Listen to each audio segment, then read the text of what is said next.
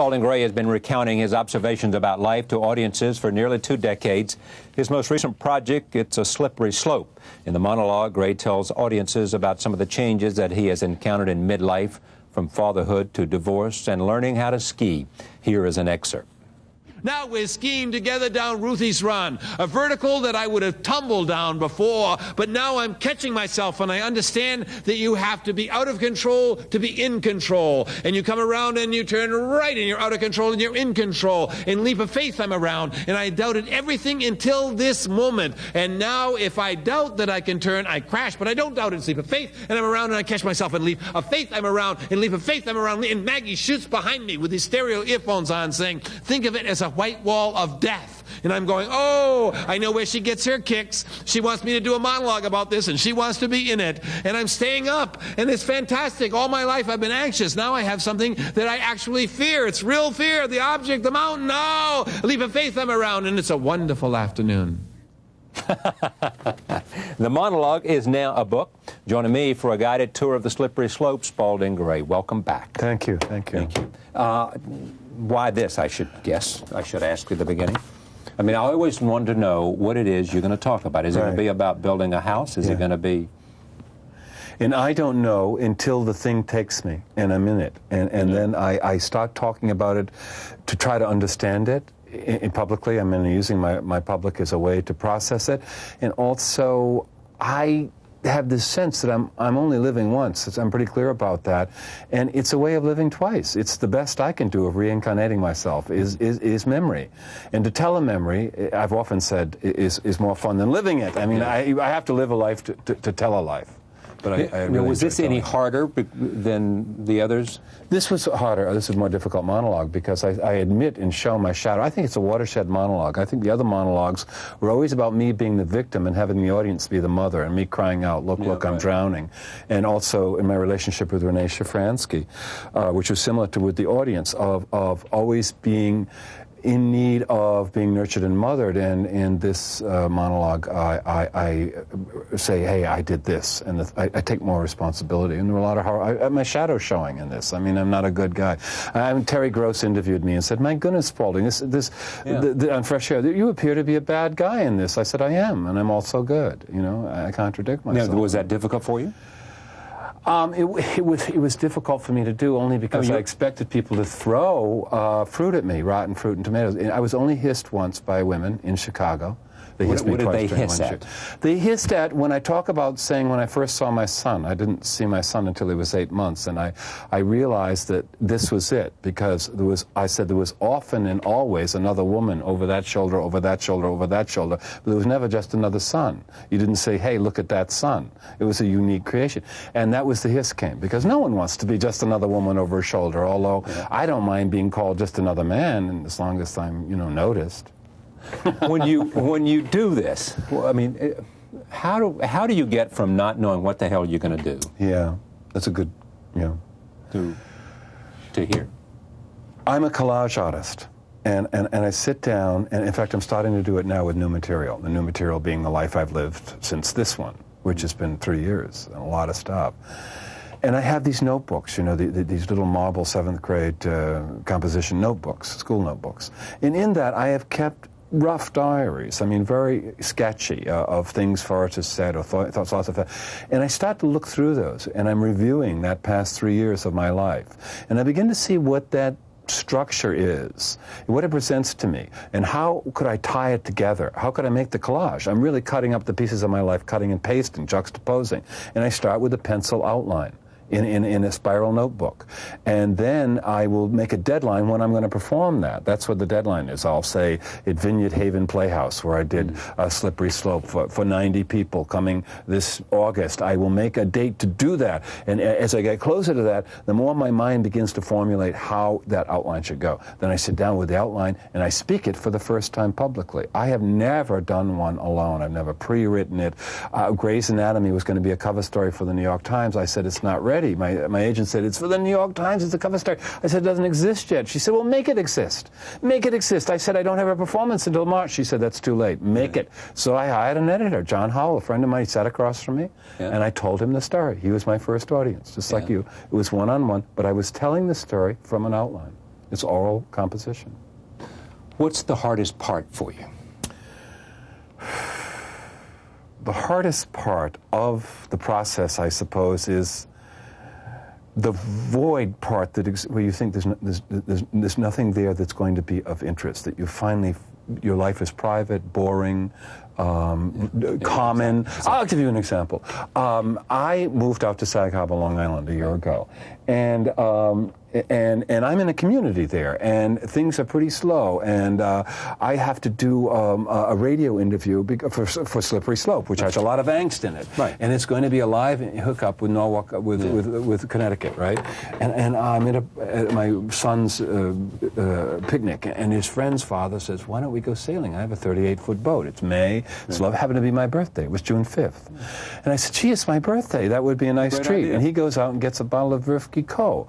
And I remembered I had an interview, and he said, "Do it on the boat. Just have the station call the boat."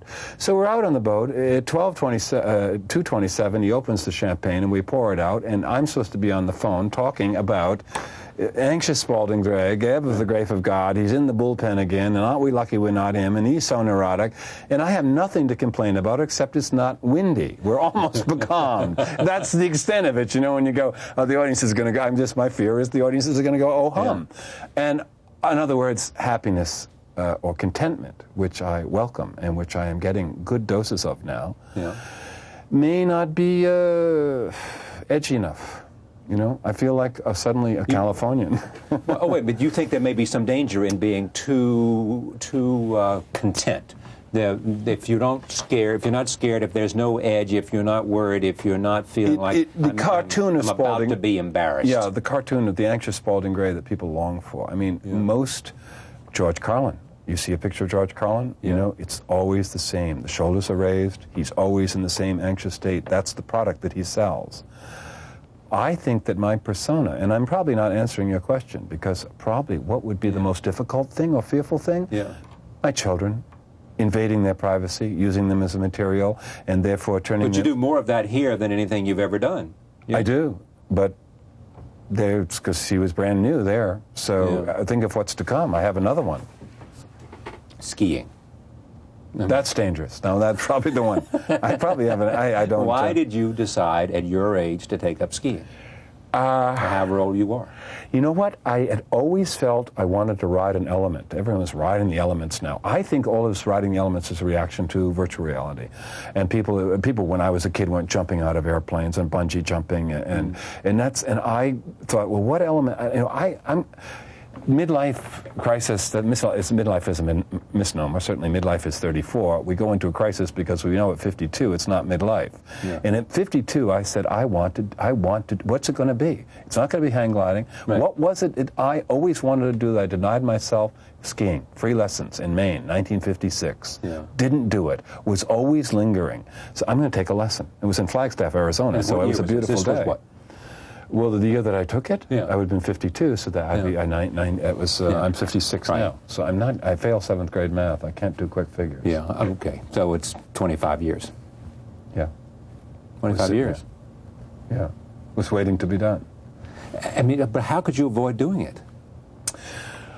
I was very interior. I was not real physical. I was in the city. I couldn't afford it. I wasn't offered it. It didn't present itself, and it's icy here. It wasn't until I started getting out into the West and touring a lot in the West and realizing there were things to do out there in the winter that were fabulous, skiing. Yeah, if I had taken that free ski lesson in Freiburg, Maine in 1956 and hit that ice in 30-degree below weather, I would have gone back to my room and continued reading Sartre. Yeah. Was what I was doing at the time. Do you think that what you do is unique? No one does what you do, as far as I can.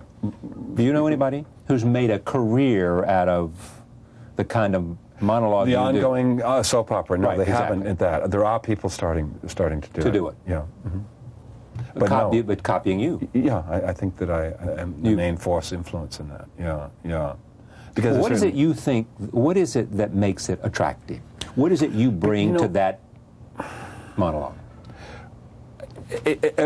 A relatively honest voice, which we don't hear a lot of. I mean, Princess Di was some famous for that. I mean, that's what people loved about her. Do you think that was it? That was one of the big ones. It was a relatively honest voice. There was a frankness there, and in a man, who else are we hearing? Everyone has an agenda. They're a politician, or they're selling a product or a religion. And yes, I'm selling myself, but I'm also in a state of questioning and doubt. And I think it's a contemporary voice. I think it's that also, but I just think when you have, and I don't know what it is, because I mean, I've never seen, I think everything you've ever done. Well, and all of it, well, I think it is somehow, I think this is a rare talent. It is the ability to make what other people could do, and it wouldn't be nearly as interesting. Somehow you somewhere picked up this capacity to tell a story and to make it compelling. I did, and it's from doing it. It's from doing it. I do workshops occasionally in this, at Esalen Institute, and it really, what I'm only saying to the people there is that if you get in a place where you can do it and workshop it and do it and retell it, it really, you begin to learn how to do it. So I've done it through time, and also I'm in a very privileged place. I don't have to pay attention to anything I don't want to. I'm free to pay attention to things. It's a very meditative state. The audience, if I come back with a good story, is supporting me to pay attention to life, not just my life, but life, and that's a poetic space. Do you feel vulnerable at all, or is it now at some point you've reached the page where? I certainly do feel vulnerable in the sense you that still do. Well, I'm very aware that I could die at any moment, and that's a great sense. Well, of I also mean that, but I mean, do you feel so sensed that somehow by this exposure and the way I tell these stories, that I am somehow opening myself up to my story? I don't feel vulnerable that way anymore. No. Did you once? Going through, it's a slippery slope. When I went out on stage in New York City, and I was very nervous about. I was very nervous about what the press would do to me. I was already calling myself the avant-garde Jimmy Swaggart. To beat the press in doing it. I was trying to think that's what they were going to say. And my younger brother, Spalding Gray, he's a music critic for the Providence Journal, he said, "Don't worry, you're the Teflon of performance artists." That was his comment. He said, "You'll get through." So I felt vulnerable to the press. I thought that they are going to say this is exploitative and it's pop psychology. And the New York Times wrote a very good review. And I was very pleased with it. I was, I guess, more afraid of you were the fearful press. that they would say what? It's just this is not substantive and this is not serious and yes, your experience as a skier is fine and interesting. That's very nice, but he's had to put this horrible pop psychology piece about the breakup with his girlfriend in the middle of it all. Right, exactly. Whereas they said it balanced it, which is absolutely true. This piece is like a triptych, a slippery slope. It really is like a three-part thing of learning to ski, then the breakup, and then the new configuration of the family and returning to New England. And it reminds me of like a concerto. We're going to actually do a CD of it, and Mercury Records is going to do it, and James Taylor is going to produce it. And James Taylor is the producer. We're going to do it on Martha's Vineyard, and we're going to tape it there his home with sound effects. Yeah, I'm going to try to make it like an old radio. I grew up with radio, like an old radio piece. What don't you put in here that you thought about? Oh, I mean, where do you draw the line? In therapy, actually, I didn't think I could do another monologue. I pretty much. Almost cracked up just before this monologue was. Are you serious? Come on. Yeah, was told that I was manic depressive, was on Klonopin and lithium, and seeing a top psychopharmacologist here in New York City. Yeah. I don't know if that monologue gives a flavor of the crack up, and skiing really gave me a sense of balance in the middle of that crack up. But what was the question? Well, what didn't you tell us that we might want to know? Oh, my God. That was in the therapist lab. That's what helped me through. I had a very good woman therapist that I laid out this stuff. I laid out my shadow in her lap, as it were, and we began to figure out what was public and what was private. And how did you? Okay, I'm trying to. I can't tell the private stuff. I actually have the private stuff. But I mean, at least tell me how you decide what's. Yeah, that's a good point. I worked with a dramaturg on this, Paul Spencer, who helped after I developed it. I said, look, you be a witness to this. Be a witness. What do you think should stay in and what should go? Yeah. And that all has to do with art, creation of. Does this have a good resonance? Is it repeated somewhere else? Okay, here, so the test was not whether it was embarrassing and it might hurt somebody. Structure. The test was, does it play? Yeah. That's it. It was strictly a career decision. It was not all is fair in love and war and art. So you let it all hang out as long as the dramatist says, this advances our case. This advances I didn't let it all hang out because it hung out in the therapist's office before that. People say, how can you put your life on all your life on stage? That's what I'm getting at. I'm 56 years old. I know. A monologue is an hour and a half. Think of what is left out. Think of the enormity of that. Yeah. That's a lot. Yeah, but see, there's something left out about you that makes you reveal more than most. True. And you somehow picked up on the idea that you could make that revelation attractive. The audience taught me that. I mean, they were my first teachers. They were my first editors. They sat and listened, and they responded, and they enjoyed, and they told me. When I was first working with the Worcester Group, I was in a collective for a long time, and I knew I wanted to go solo. And I had an image that what I was going to do was run down 42nd Street in a red jock strap. And I knew that I wasn't going to do that as an art piece, but I knew that it had to do with exposure.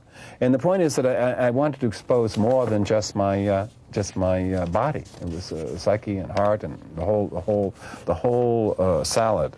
Is it a freeing experience to be able to talk about all this? To an extent, to an extent, because it certainly, don't you feel that? I mean, in yourself? I mean, when you do it. I mean, when you do it with... But I don't do it like you do. I mean, I don't... No, where do you do it, though? With conversations and dialogue. Yeah, it's always... But it's private. I'm not on... I don't sit here in front of a camera. Yeah, well, it's... I mean, my purpose is to get other people to do it. That's... But it is selective, and it really is. But you give a little bit in other words, you can't do what I do every night without having something. I live in Sag Harbor, Long Island now. I don't know if I can do another monologue, about living there. I mean, it's really like I have to run into everyone on the street every day. The Bay Street Theater wants me to test it out there. It's like hanging your dirty underwear up, or all your underwear. Is it in the end the way? Do you tweak this? Do you? Sure. Yeah. I call it hyperbole, which means hyperbole is a better word. To throw beyond. Yeah. Certainly, I'm a dramatist in the sense of the way that I perceive and report reality. And my stepdaughter, Marissa, is always informing me that I am that, and I'm always exaggerating. And how do you, in the end, feel about skiing?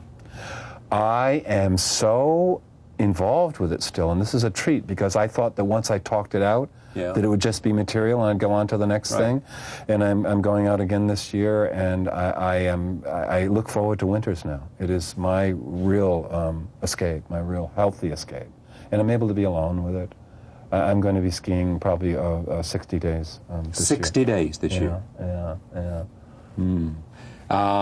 Sex and Death to the Age 14, Swim into Cambodia, which I remember, In Search of the Monkey Girl, Orchids, Monster in a Box, Impossible Vacation, Gary's.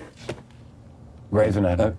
And just think of all those publications, those monologues, all those stories. Are you doing any acting? I wish I was. Something happened. I haven't done a film. Actually, though, I am playing Fran Drescher's, I'm playing the nanny's therapist. That's fun. Fran Drescher saw me do a slippery slope in L.A. and called me directly, called our babysitter, the nanny calling the nanny, and said, would you play my therapist?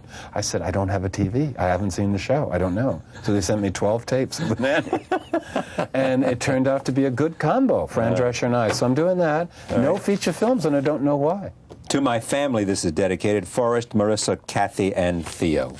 It's A Slippery Slope, another monologue by Spalding Gray. And Grey's Anatomy directed by Steven Soderbergh. Right. There you go. Yeah. Steven Soderbergh did... King of the Hill, which I was in. Yeah, and Sex, Lies, and Videotapes. Which is what I first remember. Right. Congratulations. Well, thank you. Thanks. Thank you for joining us. We'll see you tomorrow night.